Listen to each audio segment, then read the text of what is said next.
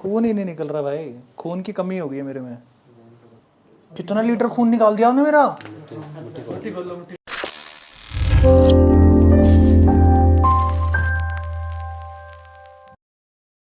Hey everyone, hoping you guys are doing absolutely great. So guys, बहुत ज़्यादा प्यार मिल रहा है आपका हेयर ट्रांसप्लांट वाली वीडियोस के ऊपर एंड बहुत ज़्यादा लोगों के क्वेश्चंस भी आते रहते हैं। हमने एक्चुअल में जहाँ से शुरुआत करी थी भाई, हम आज वहाँ पे वापस आ गए, hair free hair grow Gurugram वाली ब्रांच के ऊपर। तो हमारे साथ यहाँ पे डॉक्टर साहब है जिन्होंने मेरी सबसे पहली ट्रांसप्लांट वाली वीडियोस नहीं देखी, तो आप लोग शायद नहीं जानते होगे, बट डॉक्टर साहब पूरे फेमस है भाई यूट्यूब के ऊपर। बहुत सारी वीडियोस आपको इनकी ट्रांसप्लांट रिलेटेड समझाते हुए एक एक जो भी क्वायरीज होती हैं वो बहुत तरीके से समझाते हैं। और सर आज मैं आपसे क्वेश्चंस पूछने वाला हूँ, प्लस हमारी पीआरपी हो रही है आज। सो फर्स्ट पीआरपी है, सबसे पहले आप अपने बारे में थोड़ा सा बता दो। Hi, I am Dr. Santpal Sangwan, MBBS and MD Dermatology, and I am the Chief Hair Transplant Surgeon at Hair Free and Hair Grow Gurgaon branch. इसके अलावा हमारे और हेयर ट्रांसप्लांट सर्जन डॉक्टर अनुभव और डॉक्टर आशीष से भी आप धीरे धीरे मिलेंगे। और आज विवेक हमारे पास दोबारा आए हैं। पहले ये हमारे पास आए थे सर्जरी से पहले, तो वही डिसीजन लेना था। बेसिकली बहुत सी सर्जरीज़ हैं, बहुत से हैं जो हमारी सब ब्रांचेस में होती हैं, लेकिन कुछ हमने सर्जरीज कुछ स्पेसिफिक ब्रांचेस के लिए रख रखी हैं। बिग एफवी मैं वही फिर से बताना चाहूँगा कि यहाँ पे भी होती है, लेकिन हम उतनी ज़्यादा नहीं करते हैं, इसलिए हम प्रायोरिटी वाइज होती है वहाँ हम भेज देते हैं, क्योंकि यहाँ थोड़ा सा वही रहता ही है हमारा। सबसे पहले वहाँ पे स्टार्ट हुई थी, इसलिए हम पहले वहीं पे भेजते हैं कुछ को, ठीक है। और यहाँ भी हम करते हैं, इवन दूसरी ब्रांचेस में भी हम करते हैं, लेकिन मेन हमारा वही रहता ही है कि पहले हम सबसे ज़्यादा पहले वहीं स्टार्ट हुई थी, सबसे ज़्यादा सर्जरीज बिग एफवी की वहीं करते हैं। इसलिए मैंने विवेक को वहीं भेजा था। चलो ये भी ठीक है, पर ये नई चीज़ पता चल गया। तो अगर आप भी बिग एफवी कराना चाहते हो तो आप यहाँ से करा सकते हो, ऐसा कुछ नहीं है कि आपको मेरी तरह सूरत जाना है, समझ गए ना। कोई दिक्कत नहीं। तो गाइस, आज हम आए पीआरपी के लिए। बेसिकली सर काफ़ी लोगों के क्वेश्चंस ये आ रहे हैं कि भैया पीआरपी जो हम कराते हैं, जैसे हमने ट्रांसप्लांट कराया तो हमें कुछ पीआरपी मिलती हैं साथ में फ्री उस पैकेज के अंदर होती है, या हमें एक्स्ट्रा कॉस्ट देना पड़ता है, और कॉस्ट कितना देना है? ठीक है, देखो बिल्कुल कोई भी पीआरपी, हम एक पीआरपी कम्प्लीमेंट्री हमारे हर पेशेंट को जिसको ट्रांसप्लांट करते हैं वो देते ही हैं। वो जनरली हम चाहते हैं कि वो पहले महीने में कराएं, ताकि हम फॉलोअप भी ले सकें, बाकी सिचुएशन भी हम देख सकें। ठीक है। बाकी कईयों के पैकेज के हिसाब से किसी को 2 किसी को 3 पीआरपी भी मिल जाती हैं। वो मार्केटिंग टीम का मेनली रहता है इन्वॉल्व होना कि पैकेज कितना है क्या है। और पीआरपी की नॉर्मल कॉस्ट 5000 है प्लेन पीआरपी की, लेकिन हेयर ट्रांसप्लांट के बाद उस पीआरपी की कॉस्ट 3000 ही पड़ती है, वो कितनी भी कराएं उसके बाद। ओके, यही रहता है किसी भी हमारे सेंटर से। आपने ट्रांसप्लांट कराया हेयर फ्री हेयर ग्रो से, तो आप करा रहे हो तो 3000 रुपीज़।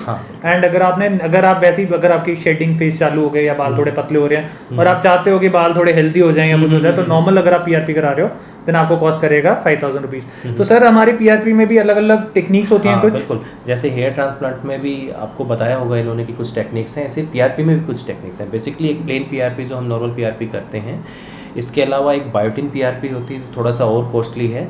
उसमें ट्यूब में ऑलरेडी बायोटिन होता है। इसके अलावा हम पीआरपी में ग्रोथ फैक्टर मिक्स करते हैं, वो भी थोड़ा डिफरेंट है। इसके अलावा मेसोथेरेपी और पीआरपी को भी कंबाइन किया जाता है। तो इसके बहुत वेरिएंट हैं। बाकी डिटेल में हम जैसे जैसे आगे बढ़ेंगे तो मैं थोड़ा और समझाता जाऊँगा। ऐसा नहीं है कि बहुत सिग्निफिकेंट डिफरेंस किससे क्रिएट होता है। हेयर ट्रांसप्लांट के बाद तो सब पीआरपी लगभग इक्विवेलेंट ही हैं, लेकिन जिसको सिर्फ हेयर लॉस के लिए या बाकी चीज़ों के लिए चाहिए, वो डिफरेंट पीआरपी अपने हिसाब से जो भी है वो कर सकते हैं। फिर पीआरपी नॉर्मल हम इंसुलिन सिरिंज से करते हैं। इसके अलावा बहुत से लोग डर्मा रोलर के साथ भी करते हैं, वो भी इफेक्टिव एक टेक्निक है।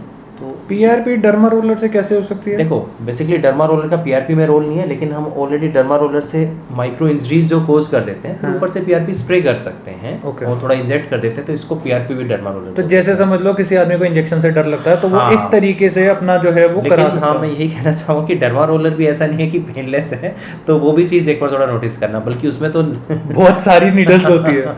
जब उसको मारते हैं तो सही में वो चुभने वाला ट्र बड़ा वो होता है, तो वो तो चीज़ रहती है। तो मेरे दिमाग में वही क्वेश्चन था कि भाई कौन सा इंजेक्शन यूज़ होता है, तो सर ने बता दिया कि मोस्टली इंजेक्शन जो है आपका इंसुलिन वाला ही यूज़ होता है, और कॉस्टिंग वगैरह सारी हो गया।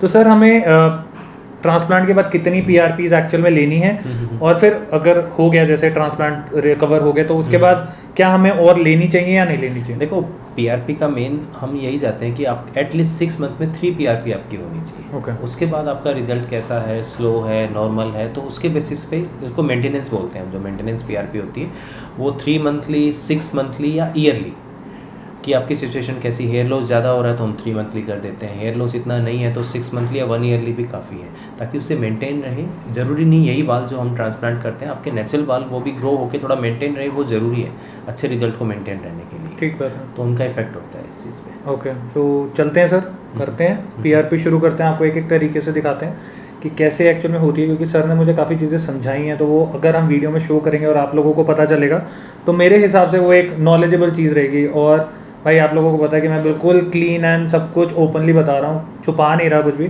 तो फटाफट वीडियोस को शेयर कर देना, लाइक कर देना और पूरी वीडियो ज़रूर देखना, क्योंकि अगर आप पूरी वीडियो नहीं देखोगे तो आप कुछ ना कुछ मिस कर जाओगे। सो चलें, बिल्कुल, ओके। अभी वो बनी नहीं होगी वैसे। हाँ ठीक, हम जो करने लगे हैं वो करने लगे हैं बायोटीन वाली। बायोटिन वाली वो ट्यूब निकालने में, ये देखो थोड़ा सा, ये बायोटिन पीआरपी की ट्यूब्स हैं, ये नॉर्मल पीआरपी की ट्यूब्स हैं। साइज़ में मत देखिए, बेसिकली इसमें ऑलरेडी ये जो है इसमें बायोटिन मिक्स्ड है, ओके। और इसमें अपने आप ये 3 पार्ट में सेपरेट हो जाएगा। जैसे आप देख रहे हैं मेंशन किया हुआ है, यहाँ पे आरबीसी होंगे, ये जेल होगी, ये पीआरपी होगा, और ये एक पार्ट होगा। तो हमें इस वाले पार्ट को फिर सेपरेट करके यूज़ करेंगे, उसे मिक्स करके, ठीक है। ओके तो अभी हम ब्लड सैंपल ले रहे हैं। भाई फटनी नहीं चाहिए, एक चीज़ याद रखना, इसमें तो डालते ही पा गया भाई, कुछ ज़्यादा पंप कर लिया इन्होंने बैठे बैठे एक्सरसाइज करवा दी है तगड़ी वाली। कितना लीटर खून निकाल दिया आपने मेरा। मिट्टी खोल लो लीटर देख रहे हो, ये जिम शुरू हुआ नहीं है, देख रहे हो, दोनों तरफ से ऐसे करा दिया भाई। ओके सर, भैया अब इसमें डालने लगे। भैया यहाँ फोकस दो, यहाँ पे इधर फोकस देना ज़रूरी है। तो 2.5 लीटर खून निकल गया हमारा। कितना निकालते हैं वैसे? 15 से 20 ml? हाँ, 15 से 20 20 ml वाली सीरीज है, लगभग 16 ml के आसपास है, इसमें दोनों में 8 ml। ये अभी इनके ब्लड सैंपल हो गया। अब इसको हम सेंट्रीफ्यूग करने के लिए हमारी सेंट्रीफ्यूग मशीन में डालेंगे। ये बायोटिन पीआरपी वाली ट्यूब्स हैं।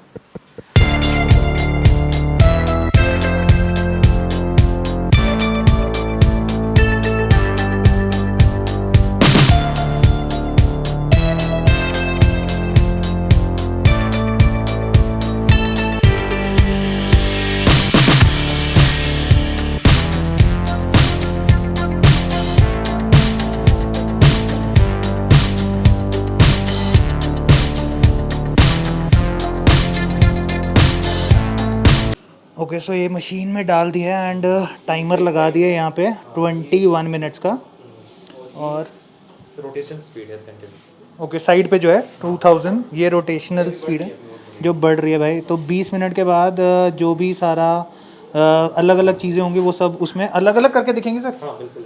ओके तो आपको वाइल दिखाते हैं कि कैसी एक्चुअल में लगती है और कैसा उसके अंदर सब अलग अलग पार्ट है जो हम यूज़ करेंगे। ओके ओके सो हमारा जो है वो ऑलमोस्ट 20 मिनट्स ख़त्म हो गए हैं एंड सर जो है वो वाइल्स निकाल रहे हैं एंड कुछ हद तक इसकी जो लुक आ गई है, ऐसी ब्लड था जब आपने देखा था, अब ये क्या बन गया सर मेरे को बताओ ज़रा।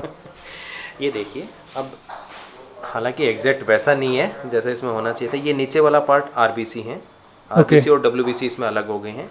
बीच में ये जेल है, ये थोड़ा सा जेल वाला था इसलिए हम इजली ऊपर, ये पीआरपी है। पीआरपी के थोड़ा सा बहुत ध्यान से आप देखोगे तो ये पार्ट ज़्यादा कंसनट्रेटेड है और ये बिल्कुल डाइल्यूट है। तो यहाँ ज़्यादा प्लेटलेट्स हैं इस एरिया में, इस थोड़े से इसमें फंसे हुए हैं। और ये वाला पार्ट है जो हमें यूज़ करना है अभी, जिसको हम इंजेक्ट करेंगे। ये पूरा पार्ट जो है ये पूरा पार्ट हम मिक्स करके यूज़ करेंगे। ओके और ये नीचे वाला सर, ये नीचे वाला हम डिस्कार्ड कर देंगे। ओके तो गाइस कुछ इस तरीके से होता है और इसको हम फिर इतना मतलब ये दोनों इतने इंजेक्शन ठुकने वाले हैं मेरे को फिर से पीआरपी में।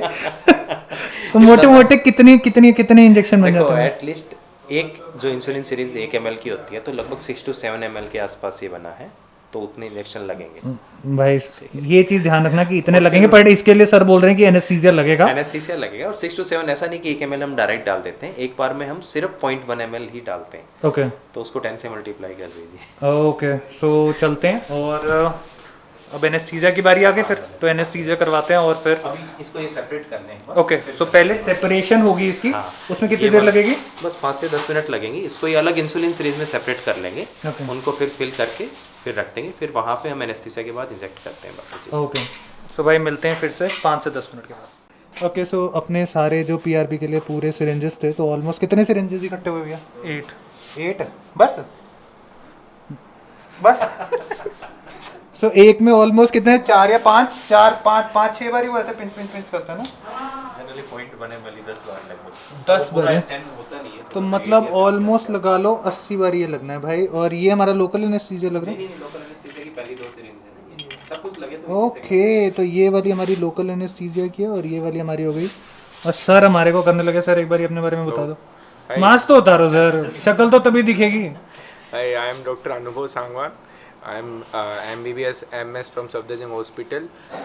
Right now I am hair transplant surgeon in Hair Free Hair Grow Gurgaon branch. So today we are going to do the PRP therapy for Mr. Vivek. So let's start. चलिए शुरू करते हैं। देखिए यहाँ तक आपको pen नहीं होगा, क्राउन में थोड़ा पेन होगा, बट वो उतने ही प्रिक होंगे जितना हम एनेस्थीसिया प्रिक करें। तो I am starting. Insulin needle है, वाइब्रेटर है, तो पेन मिनिमाइज होगा। ओके,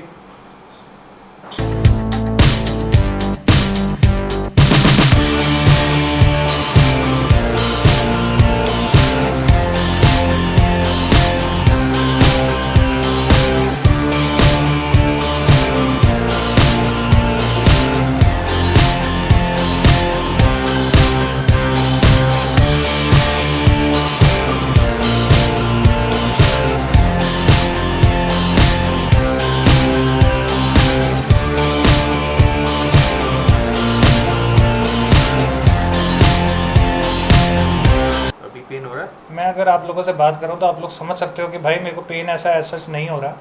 वो चुभने का कुछ तो दर्द होता है, ठीक है, बट इस बेरेबल। ऐसा नहीं है कि पेन बहुत अनबेरेबल है या कुछ है कि मैं चिल्लाना शुरू हो जाऊं। अब आपको थोड़ा दर्द होगा क्योंकि हम क्राउन के तो पहले ही बता रहे हैं अब आपको दर्द होगा।